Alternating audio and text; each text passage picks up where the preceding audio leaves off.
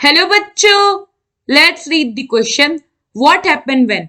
First, hydrogen sulfide is bubbled through an aqueous solution of sulfur dioxide. Second, aqueous ammonia is added dropwise to a solution of copper sulfate till it is in excess.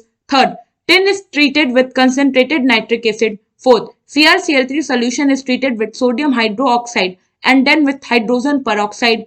Fifth, Pb3O4 is treated with nitric acid.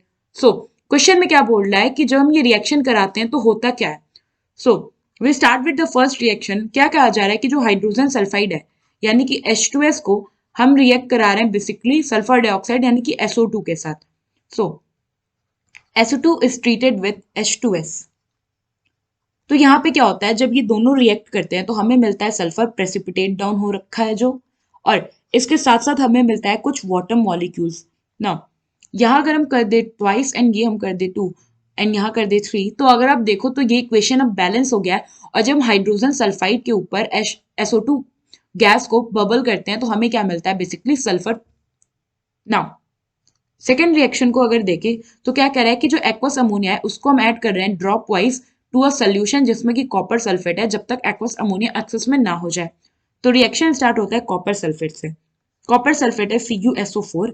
ये react हो रहा है aqueous ammonia यानी कि NH4OH के साथ. तो ये जब रिएक्ट करता है एक्वस अमोनिया के साथ तो फॉर्म करता है यहाँ पे compound NH4 whole twice SO4 plus CuOH whole twice plus. Now इसके साथ साथ यहाँ प्लस नहीं होगा, हम इसको अब बैलेंस आउट करें. सो यहाँ पे अगर आप देखो तो कॉपर एक है NH4 ट्वाइस यहाँ हम कर लेंगे 2. सो ये हो गया इक्वेशन बैलेंस. नाउ क्वेश्चन में कहा था कि हम ड्रॉप वाइज एक्वस अमोनिया डाल रहे हैं जब तक वो एक्सेस में ना हो. तो अब क्या होगा, ये जो हमें प्रोडक्ट मिला है which is CuOH whole twice plus NH4 twice SO4, ये रिएक्ट करता है फर्दर एक्वस अमोनिया के साथ विच इज NH4OH. और ये जब रिएक्ट करता है तो हमें एक ब्लू कलर का कंपाउंड मिलता है which is CuNH3 whole 4 bracket close SO4. और इसके साथ साथ हमें मिलता है कुछ वाटर मॉलिक्यूल्स. नाउ यहाँ अगर हम कर दे 4 तो हमारा इक्वेशन जो है ये बैलेंस आउट हो जाएगा. और ये जो कंपाउंड हमें मिला है ये होता है ब्लू कलर का. तो आपने देखा कैसे जब हम कॉपर सल्फेट में एक्वस अमोनिया ड्रॉप वाइज डालते हैं एक्सेस होने तक तो फाइनली हमें एक ब्लू कलर का प्रोडक्ट मिलता है. नाउ थर्ड रिएक्शन में क्या हो रहा है कि जब हम टिन को रिएक्ट करा रहे हैं कंसंट्रेटेड नाइट्रिक एसिड के साथ. नाइट्रिक एसिड है HNO3. नाउ रिएक्शन प्रोसीड करते हैं तो हमारे पास था SN10. इसको हमने रिएक्ट करा है HNO3 नाइट्रिक एसिड के साथ जो कि है कंसंट्रेटेड फॉर्म में.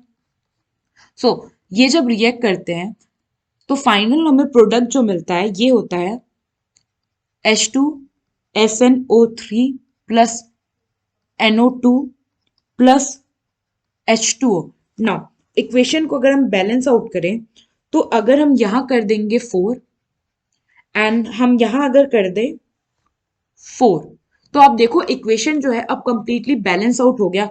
नाउ तो हमने देखा कि जब हम टिन को HNO3 के साथ रिएक्ट करा रहे हैं तो बेसिकली हमें नाइट्रोजन डाइऑक्साइड गैस इवॉल्व होते हुए मिली. Now back to the fourth reaction, हमें क्या कह रहा है कि जब हम CrCl3 को रिएक्ट करा रहे हैं सोडियम हाइड्रोक्साइड के साथ और फिर उसको रिएक्ट करा रहे हैं हाइड्रोजन पेरोक्साइड के साथ.